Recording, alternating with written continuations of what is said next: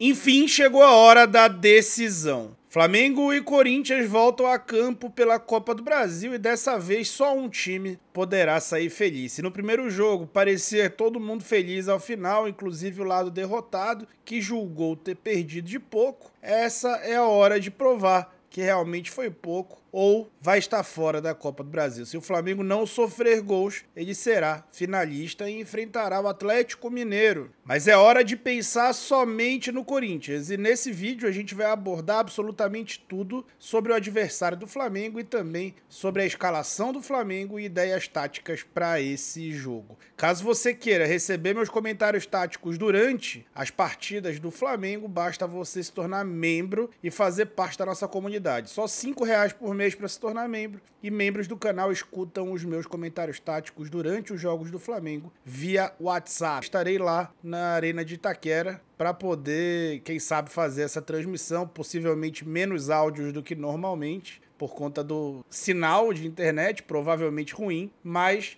estaremos por lá passando as nossas impressões ao longo do dia para o clube de membros, tá? Vem fazer parte dessa família só por R$5 por mês, é muito mais uma comunidade ali criada do que algo que está sendo realmente cobrado ali, tá bom? Mas isso ajuda e fomenta o nosso trabalho independente. Então, vem comigo falar sobre tática sem tatiquez.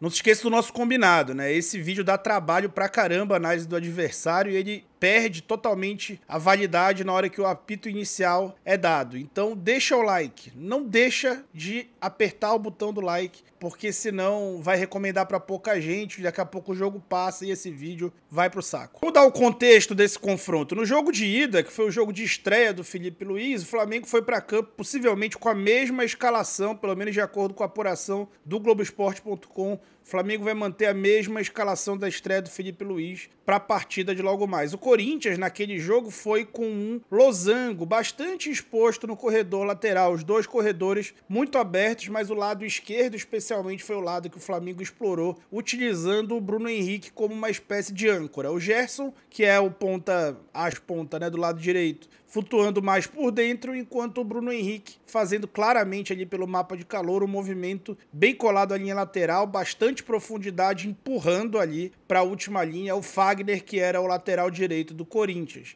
Então o Flamengo acabou tendo muita vantagem ali, manobrando esse lado direito do Corinthians, que não tinha dobra, e gerou as duas grandes chances que teve no jogo, né? Primeiro com o Gabriel, que finalizou de letra para uma ótima defesa do Hugo Souza, e depois o próprio gol do Alexandro, que contou com a movimentação do Arrasca para dentro, o Bruno Henrique alcançando ali o entrelinhas, dando a bola pro Alexandro, que surpreendeu todos ao fazer o gol direto, um golaço. Para a partida de logo mais, o Flamengo vai igualzinho, como eu falei. E o Corinthians vai igual, mas diferente. Por que igual, mas diferente? Porque ele deve manter o losango, especialmente nos jogos dentro de casa. Ele não tem aberto mão do losango, apesar de naquele jogo contra o Flamengo ele ter mudado, a gente vai falar sobre isso. Mas ele tem nomes diferentes, né? Na lateral direita deve jogar o Mateuzinho, talvez o Fagner fique, mas no ataque ele não tem o Memphis Depay, mas o Yuri Alberto cresceu muito de lá pra cá. Nesse losango, nesse lado direito do losango, deve jogar o Carrilho, né? Que é um reforço de peso trazido por ele junto ao Al Hilal, que é um bom jogador, mas é muito ofensivo, mais um cara ofensivo jogando nesse lado direito que já expôs muito pro Flamengo no primeiro jogo. O Martínez deve ficar na cabeça da área, ou seja, nomes mudarão para a partida de logo mais, mas a proposta que mantém os corredores expostos seguirá provavelmente ali. E sobre ela a gente vai mostrar aqui os eventuais espaços que o Flamengo pode explorar e também aquilo que o Flamengo tem que cuidar bem para não sofrer. Vamos entender como é que funciona esse time do Corinthians e relembrar ali os defeitos e qualidades. Contra o Internacional, no penúltimo jogo do time, um arremesso de lateral do Inter na beira do campo e o Corinthians balançando todo para a zona da bola. Para jogar com esse losango, os laterais precisam estar sempre saltando ali para combater um pouco à frente. Você pode ver o Bidon saltando ali para fazer essa marcação para o jogador do Inter que está de costa. E essa formação desse 4-1-3-2 losango, né, 4-4-2 losango, mostra isso bem claro, ou seja, o meio de campo todo num corredor, o lado oposto totalmente livre, mas o Inter não inverteu a tempo de perder a bola. A pressão realmente é grande e não é fácil de aproveitar o lado oposto, nem sempre é fácil. E aí o Corinthians usou o seu trunfo, que é a grande atenção que o Flamengo tem que ter, que é exatamente a dupla de ataque, né? Contra o Inter, o Memphis Depay jogou, é claro que ele faz a diferença, é um jogador muito diferente, mas é um ataque rápido invariavelmente, tá? Mesmo com o Depay não jogando, entra o Angel Romero, que não pode ser menosprezado, é o maior artilheiro lá da Arena Corinthians, e ele se entende bem com o Yuri Alberto, e nesse lance ali foi com o Memphis, mas o Yuri Alberto marcou o gol. O Yuri Alberto é um bom jogador, tá? É um jogador que muita gente gosta de depreciar, porque tem muita gente que assiste futebol só através dos memes, mas basta ver o número de gols que ele tem na temporada e a quantidade de jogo que ele gera pro Corinthians, que você vai entender que ele vai além dos memes. Então o Flamengo tem que ter sim muito cuidado.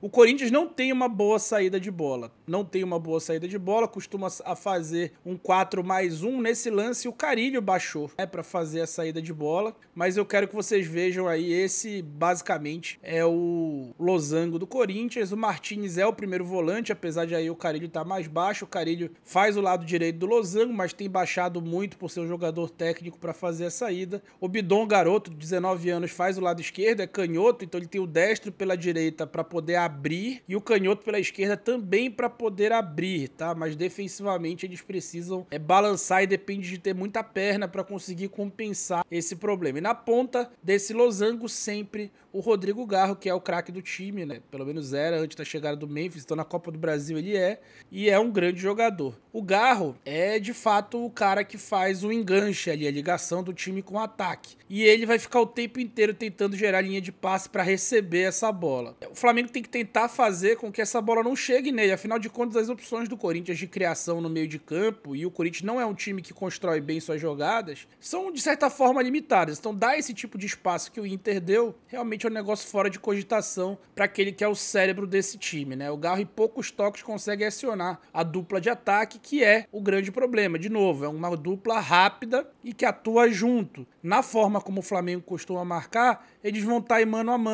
mano com o espaço às costas e sendo rápido. Se deixa a bola para um bom lançador, isso é batata para tomar bola nas costas e realmente gerar oportunidade de gol pro adversário. Então tem que ter esse cuidado. Depois da data FIFA, o Corinthians voltou com uma jogada ensaiada que gerou gol. Não foi uma jogada tão elaborada, mas ela tem um componente importante. Então o escanteio curto a partir da primeira trave, com esse jogador saindo da primeira trave, surpreendendo a defesa adversária. E aí ele devolve a bola para o Garro, enquanto a bola chega no Garro, que cobrou o escanteio, todo mundo daquela zona da área tá olhando para o Garro. Enquanto o pessoal do centro da área não pode sair para bloquear o eventual finalizador, porque é bloqueado. Então é tipo um pick and roll do basquete, né, que o pivô faz ali. Os jogadores do Corinthians faziam, né? O Canóbio até pediu falta, mas não vão dar, gente. Continuava fazendo. E aí gerou a oportunidade do Mateuzinho, que finaliza bem, finalizar completamente livre da frente da área, graças a esse bloqueio. Essa é uma coordenação de bola parada que o Corinthians adquiriu ao longo dessa data FIFA. Construindo desde baixo, como eu falei para vocês, a saída de bola do Corinthians é muito ruim, tá? Muito ruim. Eles vão fazer bola longa muitas vezes. O Hugo Souza é péssimo ainda saindo jogando, continua péssimo nesse aspecto. O Corinthians não conseguiu sair jogando, mas o losango tá posto ali o tempo inteiro, né? Mesmo defensivamente, mesmo em transição. E aí o que acontece? O posicionamento dos jogadores de meio de campo do Atlético Paranaense condicionava também o posicionamento desse losango. E aí, uma espécie de bloqueio ou de indução em um jogador que estava ali naquela região do Carilho fez com que gerasse um 2 contra 1 em cima do Mateuzinho, que não é lá o melhor marcador, né? Então, o que aconteceu foi o esperado, né? Gol do Atlético Paranaense a partir desse 2 contra 1. Então, o espaço que o Flamengo teve no primeiro jogo continua lá, cada dia mais escancarado, né? Só que não consegue ser aprovado. Aí uma saída ruim do Hugo Souza, né? O Corinthians na base do Bumba Meu Boi sai, dá pra ver bem claramente aí o losango, né? O 4-4-2 losango com a dupla de ataque. E notem como ocupa uma parte muito externa estreita do campo de jogo. E aí, gente, na hora que isso acontece e você recupera a bola, você precisa explorar os corredores rapidamente. Nesse lance, o Inter conseguiu jogar a bola rapidamente nas costas do Mateuzinho e teria criado uma situação perigosa se o Ener Valencia, que estava ali em cima, fizesse esse facão, esse movimento para tentar as costas do, acho que era o Gustavo Henrique que estava ali. Mas não fez. Ele fez o contrário, ele foi entrando ali para o outro lado da área e aí a dobra chegou no Wesley e o Inter perdeu a bola. Então é preciso estar coordenado e estar com a mensagem bem endereçada para a equipe, senão os jogadores em campo acabam não explorando essa grande fragilidade que o Corinthians tem. Mas o Inter soube sim explorar em vários momentos. O Inter é um time muito bem treinado pelo Roger Machado. Atualmente tinha também o bom trabalho do Kudê diante e pegou o Corinthians ali de novo, marcando com pouquíssima gente do seu lado ali e o lado oposto completamente vazio. Vocês vão notar como esse jogador que está no início da tela aqui do lado direito, era para estar marcado, não sei porque que não tá, vai receber essa bola e vai finalizar, né? Tá até com a pausa, mas não tá a anotação. E ele vai finalizar no 3 contra 2 ali. O Gustavo Henrique e o Mateuzinho estão com 3 jogadores do Internacional e essa finalização vai dar gol. Reparem no replay como o próprio posicionamento do Ener Valencia do lado esquerdo ali induz o Mateuzinho a abrir um pouco mais a janela dessa finalização do Barnabé, que vai fazer o gol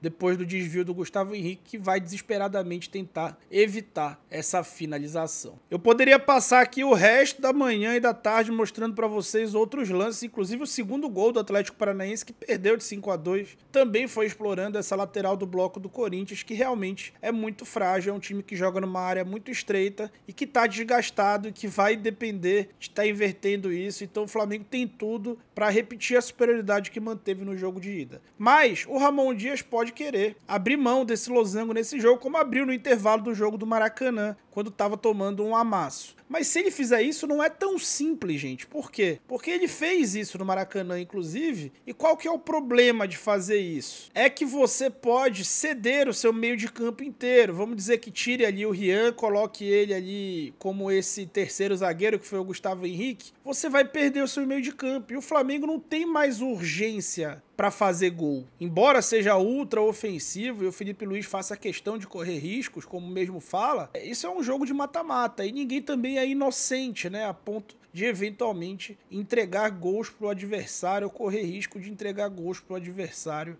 tendo a oportunidade de dominar o jogo no meio de campo e construir suas jogadas naturalmente. Entregar a bola para o Flamengo, entregar o meio de campo para o Flamengo é um grande risco. Então ele não deve fazer isso. Uma coisa que ele pode fazer é algo que ele ensaiou quando ele chegou no Corinthians, que é colocar o Yuri Alberto de ponta. Só que o espaço às costas do Yuri Alberto, quando ele joga de ponta, também fica igualmente exposto. Na verdade, o Ramon Dias está acostumado a colocar equipes com esse meio de campo mais curto e ele, digamos assim, que treina a forma como os laterais devem marcar para que sejam cruzadas menos bolas na área. Mas o Flamengo mostrou no jogo de ida que ele não depende dos cruzamentos para fazer gol, até porque ele tinha outras dinâmicas para tal. Resta ver no jogo de logo mais se essas dinâmicas vão aparecer e se o time vai ter eventualmente a efetividade que não teve no jogo de ida, tá bem? Então é isso, vamos acompanhar essa partida de logo mais. Deixa o like no vídeo, senão esse vídeo vai acabar sendo recomendado para pouquíssima gente e vai vencer na hora que o juiz apitar o início do jogo. E uma boa sorte para todo mundo que vai acompanhar essa partida, tá bom? Muito obrigado e eu fui!